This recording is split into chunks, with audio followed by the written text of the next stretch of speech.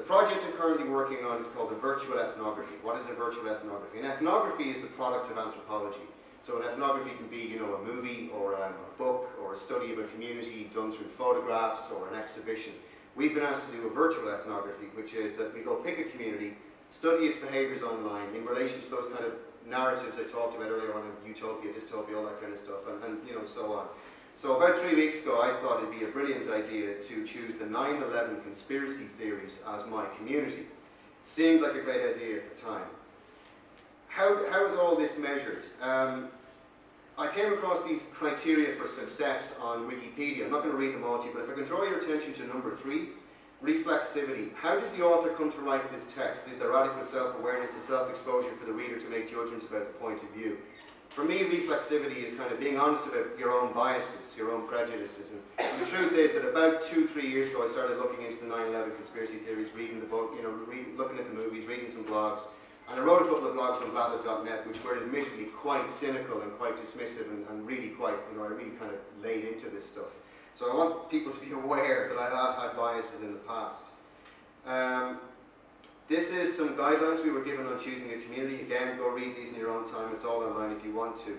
But when you're doing a virtual ethnography, it's not like walking into, you know, a slum in Delhi, where you're face to face with people and, you know, they're aware that you're studying them. A virtual ethnography is kind of a little bit shadier. It's a bit newer because, you know, I can study people online without them necessarily ever knowing or without them ever wanting to be studied.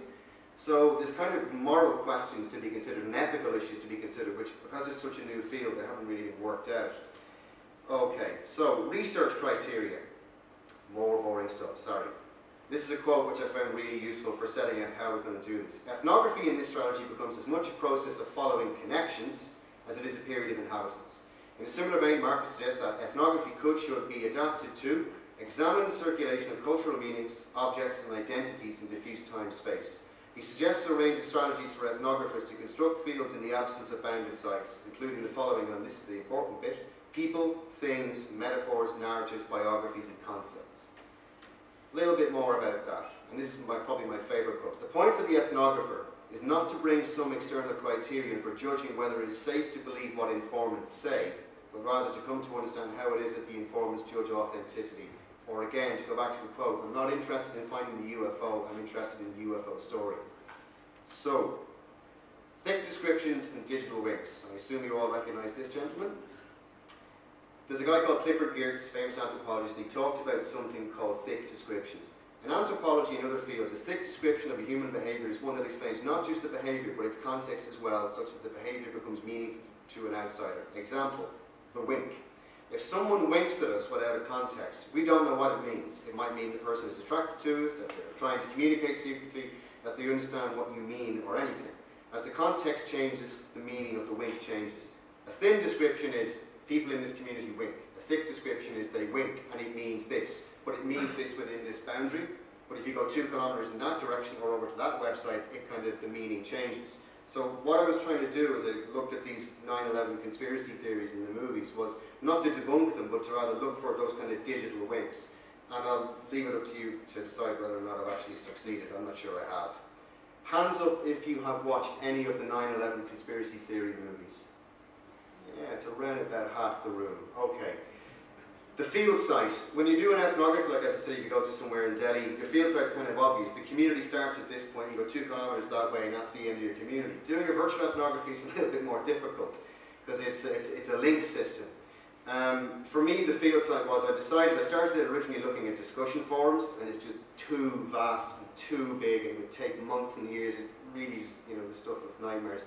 So I decided, let's look at the movies instead. Sitting at the centre of all these conspiracy theory movies about 9/11 is the movie called Loose Change. And again, if you could raise your hand if you've seen any of Loose Change. Yeah, it's about maybe 1/5 of the people in the room. Loose Change is the most watched of the 9/11 conspiracy theory movies, made by a bunch of guys led by a chap called Dylan Avery. And Loose Change is apparently, they say, has been watched by something in the region of 100 million people. It's an extraordinary achievement. So I was looking at these 4 or 5 kind of movies, but particularly the Loose Change movie and the one below it, Zeitgeist the movie, which came out a couple of years later. So, let's start talking a little bit about 9/11. When you come to 9/11 conspiracy theories, it really is the plural, not the singular. It's theories. There's no grand unifying conspiracy theory of what exactly happened on the morning of September the 11th, 2001. In actual fact, what you've really got is somewhere between 55 and maybe 75 individual conspiracy theories across 4 different crime scenes, if you want to call them. So it's an impossibility for me to go into each one of them, and also I bore you to death. So I'm just going to kind of highlight a few of them and look at them and talk a little bit about them. So if anybody wants to check out, the original events of 9/11, there's a BBC timeline which you can consult, but of course some people would say that the BBC timeline itself is part of the conspiracy, but I'll leave that up to you to decide. What are the assertions about 9/11? Let's start with a simple one. There was foreknowledge of the attacks. This is a widely asserted thing by the conspiracy theorists.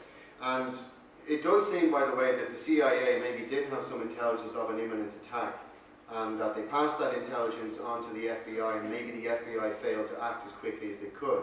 So in that sense, there does seem to have been foreknowledge of the attacks. But what I'm talking about here is something slightly different. These are just 3 I've picked out. And these are assertions you find not just in the movies, but in the blogs that are written inspired by the movies. Ariel Sharon cancelled the plan to speak in New York on 9/11. The 5 dancing Israelis set up a camera to film the World Trade Center before the attacks occurred. And 4,000 Israelis failed to turn up for work on 9/11. You might be witnessing or noticing a slight pattern here. I take no pleasure in saying this, but in some of the 9/11 conspiracies, there seems to be a streak of anti-Semitism just bubbling under the surface, which is barely expressed. Not all the 9/11 conspiracy theories take that or go that route, but some do. And the reason I got my goat up about this was I've recently having conversations with friends about this. They know I'm into this stuff. And I was shocked by the level of outright anti-Semitism, as I would see it, coming from people who I respect and I love, and I was really quite amazed by it. These are the assertions. The debunkers, if I can call them that, such as the BBC guys who did the 2 documentaries and all the 9/11 myths and so on, they have counter assertions to these. Ariel Sharon apparently was due to speak in New York, but not on 9/11. He was due to speak on the 23rd. The 5 dancing Israelis, apparently we're told 5 Israeli guys were arrested on the morning of September the 11th after a woman witnessed them putting a camera up and photographing themselves with the buildings coming down in the background.